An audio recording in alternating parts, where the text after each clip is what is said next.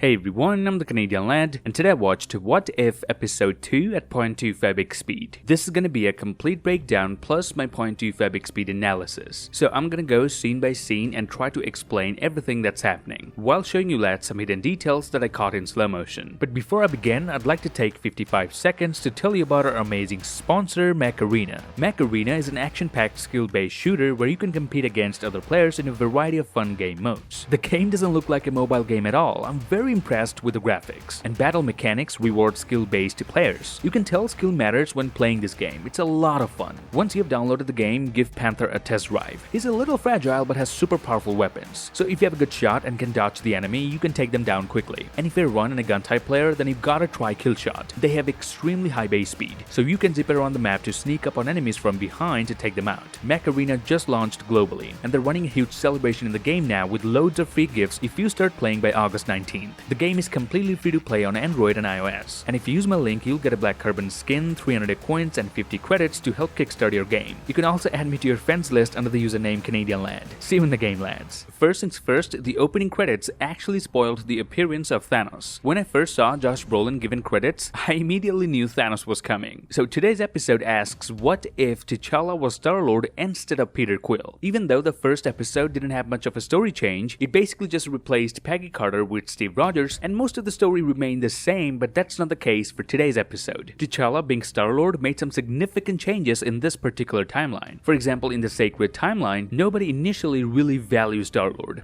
Star-Lord. Who? Star-Lord, man. Legendary outlaw.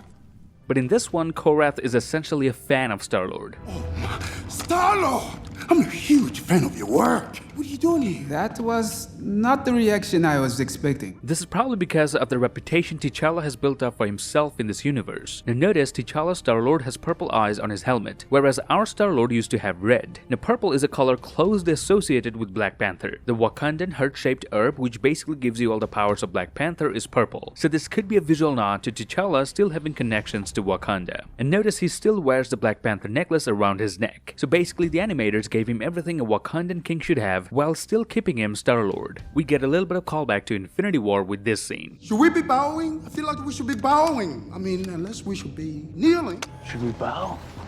Yeah, he's a king. What are you doing? We don't do that here. But notice when Korath was about to kneel down, it actually scares Star-Lord. He wasn't expecting Korath to be such a fanboy, so he steals the Power Stone and rescues Korath. As soon as he comes out, he gets outnumbered by all the soldiers sent by Ronan. But thankfully Yondu comes to his rescue and kills all of the soldiers in the way he always does. Now notice what Yondu says to T'Challa. If we wanted to have some real fun, we'd make like the old days and sell this bad boy to the highest bidder. So Yondu's talking about a time before T'Challa changed his life, saying back in the old days he would have sold it to the highest bidder. Now this is exactly what our Star-Lord does in the main timeline. He went to this weird looking broker to sell the Power Stone. You got the best eyebrows in the business. T'Challa then talks about how changing lifestyles has allowed Yondu to keep all of his original teeth, because in the main timeline, Yondu has several gold chompers, but in this alternate reality, he does seem to have a full pack of pearly whites. We then see T'Challa's ship, which again incorporates the color purple, but notice it is called Mandela. Peter Quill's ship from the Guardians was called the Milano. It was named after the 1980s actress Alyssa Milano, but T'Challa named his after Nelson Mandela. This very small detail basically outlines all the differences between these two characters. We come back to Earth in 1988, where a young T'Challa is talking to his father T'Chaka. Now King T'Chaka is dressed exactly the way we've seen him dressed in Black Panther, but notice T'Challa's willingness to open Wakanda and let the world see it for what it is. I am tired of living in a bubble. There's an entire world out there, Baba. And indeed, in the main timeline, T'Challa was the one who opened the doors of Wakanda to the world. Now one night, young T'Challa was playing with his spear, but the spear passes the force field and goes outside of Wakanda. As a result, T'Challa had to cross the border. And that is the exact moment a Ravager spacecraft arrives to abduct the spawn of a celestial ego. Yondu had given the job to Taserface and Kraglin to abduct Peter Quill, so they both were looking for something that doesn't belong to Earth. And what doesn't belong to Earth? Anything that's from Wakanda. Cosmic readings where he was took nearly broke our dial. If there was anything not from that planet on that planet, it's there. This is them referring to the meteorite that gave birth to Wakanda. So finding a piece of Wakanda outside of Wakanda, Kraglin and Taserface thought this is what they're looking for, which results in abducting the wrong kid. Cut to present time where T'Challa arrives in this club along with his entire crew. They all share a drink and talk about T'Challa's achievements, but unlike the main timeline, Skrulls in this reality may actually be on the wrong side just like in the comics. What about the central bank heist of Darnex 4? Never hurts to hurt a scroll, right? Ternex 4 is the homeworld of the Skrulls, but in Captain Marvel we saw them kicked out of their own homeland. Now T'Challa prevented a lot of chaos, and might have also prevented Skrulls from getting thrown out of their own homes, so not losing their homes might have boosted their ego, making Skrulls villains in this reality. So T'Challa saving everyone he can doesn't always pan out nicely. And then we get this massive reveal of Thanos as a member of the Ravagers. So it looks like in this version of reality, T'Challa convinced Thanos to not decimate half the universe, instead use the Infinity Stones to double up the resources. But notice there's a hidden detail in the background above in the balcony. This distinctive yellow shoulder plates look like the uniforms worn by the Nova Corps. So not only the Ravagers come here for a drink, even Xandarians can be seen here. We then meet Drax, who's not standing still and serving drinks at the club. He mentions how Star-Lord saved his family from a Kree invasion. So unlike the main timeline, in this reality Drax's daughter and wife both are alive and happy, all thanks to T'Challa. But one thing that remained the same is Drax's brutal honesty. You look terrible. I look great. I am hideous? You are horrifying to look at. Notice T'Challa was already feeling uncomfortable being grabbed by Drax, but the moment Drax says, "I insist we should take another picture," T'Challa gets even more furious. We should take another one. I'm sure it's fine. No, I insist. Unfortunately, Drax wasn't voiced by Dave Bautista due to some miscommunication. Nonetheless, we know Dave is coming back to reprise his role in Guardians Volume 3, and that's all we need right now. We then meet Nebula for the first time, who in this timeline has perfect blonde hair. So T'Challa making Thanos change his ways also made a huge impact on Nebula's life. In the main timeline, Nebula explained that Thanos would replace a part of her organic body every time she lost a training fight to Gamora. But the fact that she only has a cybernetic eye and the rest of her body is perfectly fine indicates T'Challa must have intervened before Thanos could make any more changes to her body. And notice, even though this Nebula was tortured way less than our Nebula, but she still covers the only cybernetic eye she has with her hair. We learn how she still despises her father, but T'Challa tries to amend that. You mean your father? He's lucky I call him the big guy. You know he gardens now. You should talk to him. He really has changed. T'Challa said Thanos has become a gardener, which is of course a direct callback to Avengers Endgame. Nebula says, but the past doesn't change, and that's why T'Challa still carries this necklace. T'Challa did try to go back home, but Yondu lied to him, saying Wakanda had been destroyed. So T'Challa losing his home made him realize the value of it, and that's why he thrives to save everyone else's. Nebula comes up with the mission of extracting this thing called Embers of Genesis, which has the ability to terraform entire ecosystems. With just 1 ounce of Embers of Genesis, you can literally heal a dying planet in minutes. But the only problem is the person holding the Embers of Genesis is Tunnelier Tivan, aka the Collector, who's basically the most ruthless kingpin in the intergalactic underworld. Thanos used to hold his title, but ever since he turned good, the Collector saw an opportunity and filled that void. We then get another callback to Avengers 1 and Thor Ragnarok. Loki is beyond reason, but he is of Asgard, and he is my brother. He killed 80 people in 2 days. He's adopted. I've never met this man in my life. He's my brother. Adopted. She's your offspring? Adopted. I love that this adopted theme keeps coming up again and again in the MCU. We then go to nowhere, and according to the plan, Thanos and Korath cause a distraction, while T'Challa runs to find the Embers of Genesis. Notice while they were planning, the screens were set up in a way that resembles when the Avengers planned their time heist. We then come to know that the Black Order is now serving the Collector. They're basically guarding all of the Collector's collections. Now among the collections, there's a tardigrade.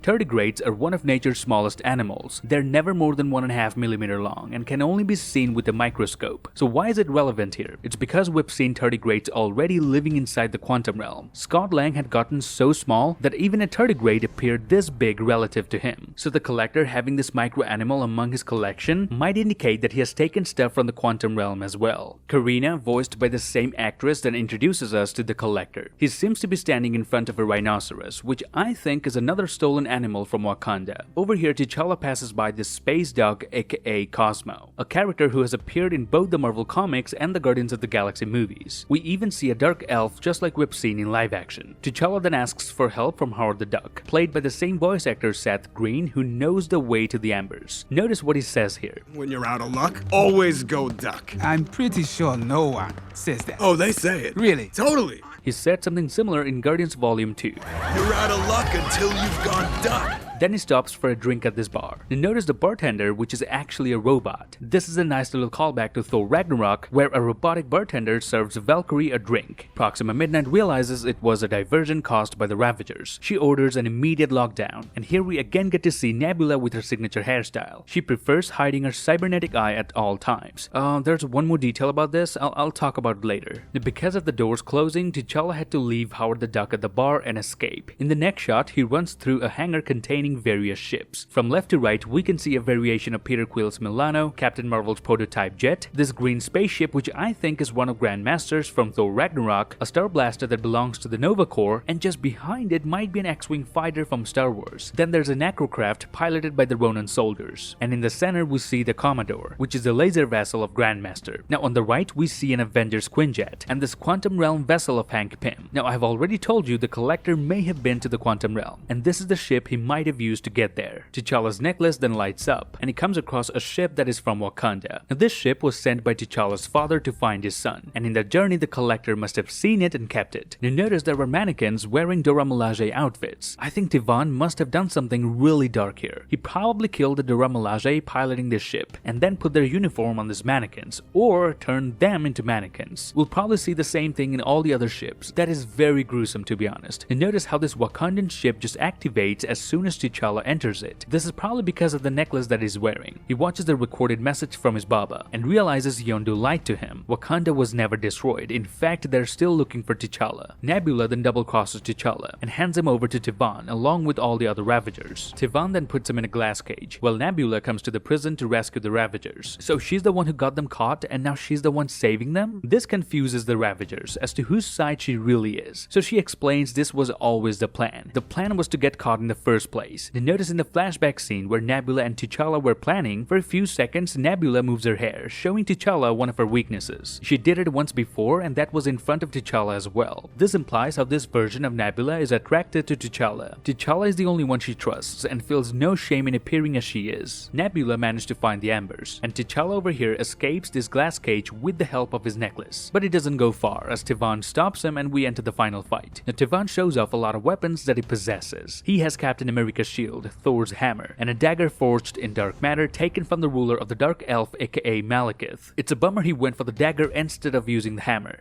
That would have been way cooler, I reckon. Nonetheless, he ends up using Hela's headpiece and strikes the exact same pose as she did in Thor Ragnarok. Tivan also has a piece of Korg, which he now uses as a glove, meaning he killed Korg. I told you this version of the Collector is way more brutal than the live action one. And notice T'Challa still has a little bit of Black Panther left in him. He fights like a panther, jumping from cell to cell and dodging Tivan. I mean, you may take the boy out of Wakanda, but you can never take Wakanda out of the boy. Our Matt Titan then says his name for the first time in the MCU.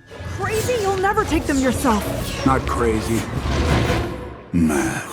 Cull Obsidian then strikes his hammer on Thanos. This is the exact same shot frame by frame that we've seen in Infinity War with Peter Parker. Cull Obsidian and Proxima Midnight almost kill Thanos, but to his rescue comes Nebula. She unleashes the Embers of Genesis and escapes with Thanos. Now over here Yondu comes to save T'Challa, and I love how the Guardian score plays in the background. Yondu, sweet! T'Challa and Yondu use the Sticky Fingers trick on Tivan and steal his bracelet. The same trick that Tony played on Thanos in Endgame. I mean, I didn't know it's called Sticky Fingers, but now we know. And notice when Yondu was taking the punches from Tivan in order to steal his bracelet, Yondu's hands were constantly busy stealing it. And as soon as he was done, he let go of Tivan's hand. This is another great hidden detail. Karina then releases everyone, and Tivan receives the same sort of treatment his brother got at the end of Thor Ragnarok. T'Challa and Yondu use the Wakandan ship and escape from nowhere. Now this was supposed to be a severed head of an ancient celestial, but at the end, because of the Embers of Genesis, it now looks alive. Who knows what the Embers of Genesis is capable of? We then see Cosmo the space dog also escape from the cages of the Collector, just like it escaped in the live action movie as well. We then get to Wakanda and see a very happy reunion. Now while Okoye and Thanos were having a conversation, Thanos embarrasses his daughter by again bringing up his genocidal plan. But notice what Nebula says here. And I might add, efficient. Oh, Dad! she calls Thanos her dad. This shows how far the relationship has come throughout this episode. At the beginning, she didn't even like talking to him, and now she calls him dad. Cut to an ordinary Peter Quill now working in a restaurant while listening to music on his headphones. Now our version of Peter Quill also uses the same orange headphones. He meets his father Ego, who has now come to take him. Now his live-action ship can be spotted parked outside. Cut to the screen where Marvel pays a tribute to the late Chadwick Boseman. Hearing Chadwick's voice again after Endgame in the MCU is really an honor, and I'm so excited that there were at least 3 more episodes where we'll get to hear Chadwick Boseman again. And on that note, I'd like to end today's video, but please give me a thumbs up if you got to learn anything new from this video. Grab the subscribe button and turn notifications on. Follow me on Instagram and Twitter to get updates about my videos. Till then, I'll see you lads in the next one.